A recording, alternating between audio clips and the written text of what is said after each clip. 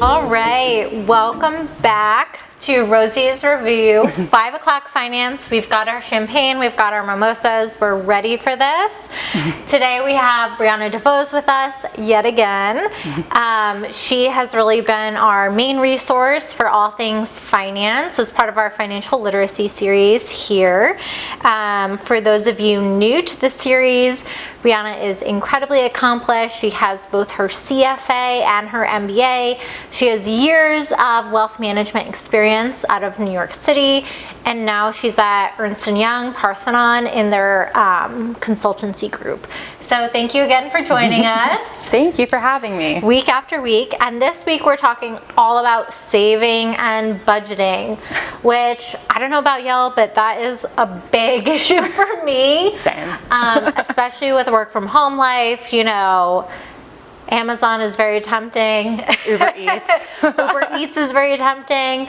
And so really we're going to talk about different ways to save and make sure that we're spending appropriately. Mm-hmm. So with that being said, you know, what are different ways that we can save as consumers?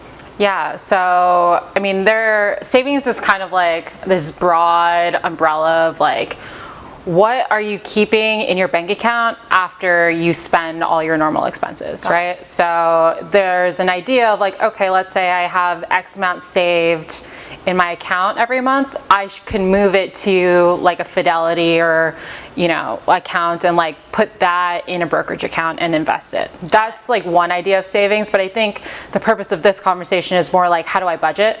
Yeah. And so how do I get that savings number from like zero to like something that I can do something with? Right, yeah. And I think that's something that we struggle with, or at least I know I struggle with. If I see that money in my account, I think, okay, great, you know, I can go out for dinner on Friday or something like that. And I don't always think about, you know what, let me pocket away that cash for a rainy day and maybe put it into an investment. Yeah, so there are different ideas around that too of like, okay, do you go to Amazon to buy like a black t-shirt, or do you make the investment for something that might last longer? There are different perspectives on this and can align with your values too of like, you know, saving you in the long haul versus like, and spending a little bit more now versus like the short return. So you need to figure out what aligns with like your values and like what you're going to get out of it too. Definitely.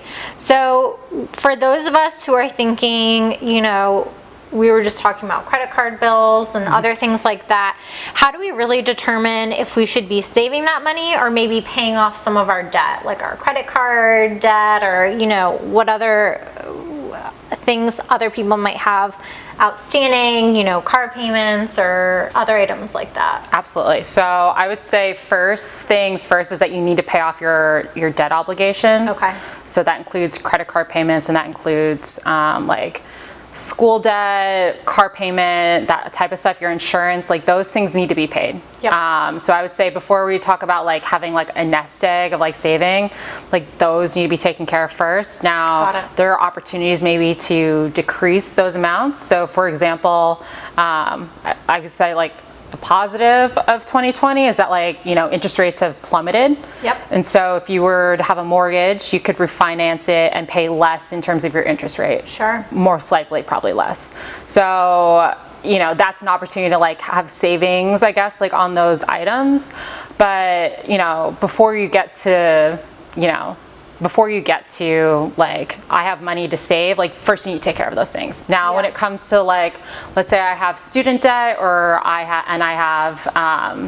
have like savings picked up, the rule of thumb that a lot of people end up using is like if I'm paying 8% on my mortgage or something. I mean, that's pretty high, but like if that's what you're paying, if those dollars were in the stock market, like could they go further? So like usually it's like, okay, if I'm paying a low interest rate on my mortgage right now, I'm better off saving that money and like putting it into the stock market or whatever if I can make more than that other interest rate. So like usually you peg to whatever interest rate you're paying right now. So like student debt is around 8.5.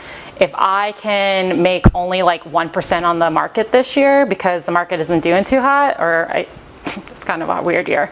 But like, if it's not doing that well, I'm better off paying that debt, down that debt, and like hitting like principal and throwing extra money at it to reduce my payments. Sure. So that's usually the rule of thumb. And that makes sense. It's just basic math. You know, if it costs you 8% to have the debt and you can only earn 2% in the stock market, pay off the 8%, because that, you know, I'm going to use this word, but that trumps the 1 to 2% significantly. So cool.